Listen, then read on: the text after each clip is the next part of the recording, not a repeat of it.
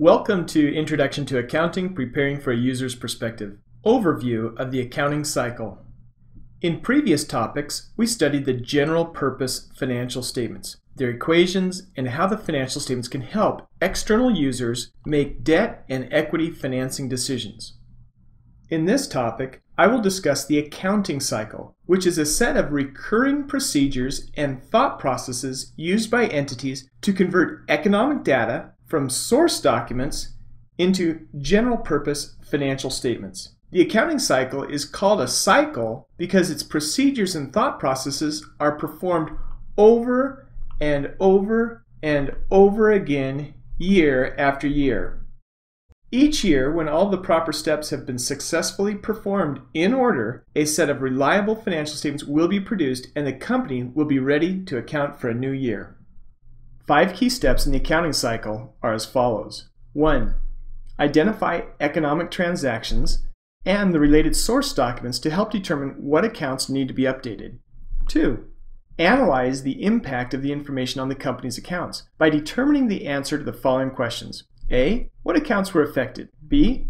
For each affected account, did the account increase or decrease? C. What is the account's increase or decrease amount? D. Will the account need to be debited or credited? Don't worry if you don't yet understand debits and credits because they will be the focus of one of the upcoming topics in this learning module. 3. Record journal entries to reflect the impact of the information on the company's accounts determined above. 4. Post the impact of the recorded journal entries to each account's general ledger account so its revised account balance can be computed. 5. Prepare a trial balance, which lists all accounts and their respective debit or credit balances to ensure that the balance sheet equation is still in balance.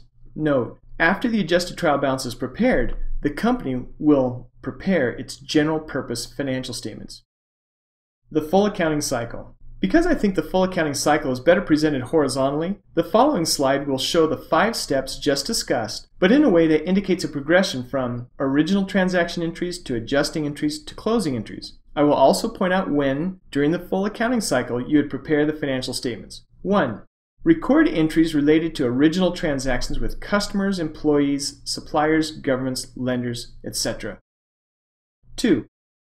Record entries related to adjusting entries to correct any misstated accounts from one above. For example, prepaid rent may need to be adjusted to reflect the using up of a few more months. Or, interest expense related to outstanding loans may need to be accrued.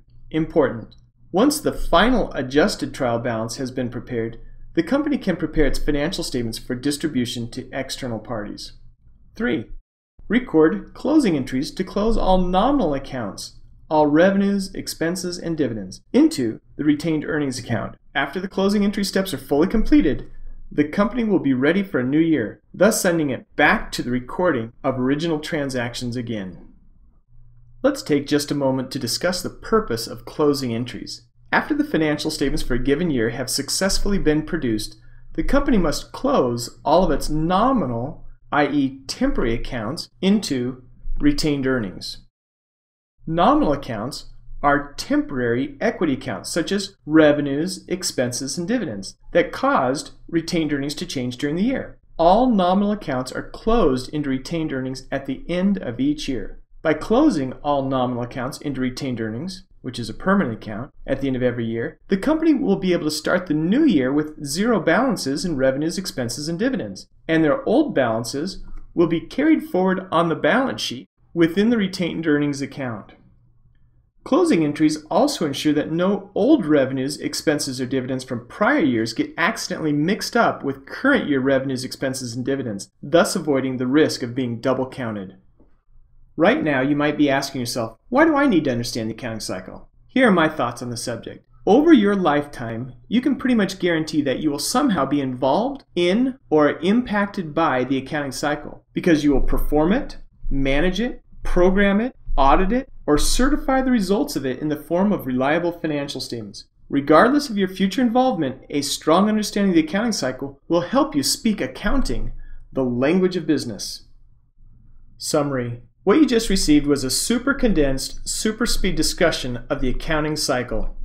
Over the next several topics, we will dig into the steps of the accounting cycle in more detail to ensure you fully comprehend it and can do it. Please note, I do not yet expect that you are an expert on the accounting cycle because we haven't really even dug into the component steps yet. Don't worry, it is okay. If you don't yet fully understand it, the subsequent topics in this and other modules will help you master it. As of now, just make sure that you remember the 5 recurring steps of the accounting cycle below and make sure you know them in order.